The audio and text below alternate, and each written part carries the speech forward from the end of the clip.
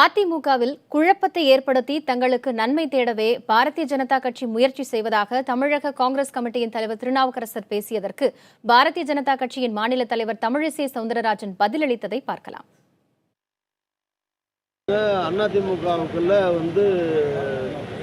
புகுந்து விளையாடி ஏதாவது நன்மை தேட முடியுமான்னு பிஜேபி அரசாங்கம் மோடி அரசாங்கம் முயற்சிக்கிறது. அதற்கு அந்த கட்சியில் இருக்கிற எல்லாரும் ஜாக்கிரதையாக இருக்கணும். பொதுமக்கள் கண்டிப்பாக பிஜேபி பேக்டோர் வழியாக வர்றதை விரும்ப மாட்டாங்க.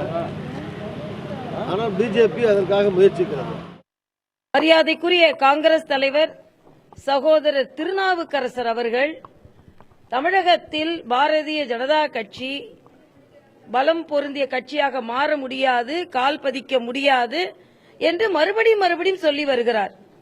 அதற்காகத்தான் இவர்கள் இந்த குழப்பத்தை ஏற்படுத்துகிறார்கள் என்றும் சொல்கிறார். ஏதோ காங்கிரஸ் இங்கே கால் பதிக்க முடியும் என்பதைப் போலவும் பாரதிய ஜனதா கட்சியால் கால் பதிக்க முடியாது என்பது போலவும் எதற்கெடுத்தாலும் பாரதிய ஜனதா கட்சியை பார்த்து ஏன் இவ்வளவு பயப்படுகிறார்கள்?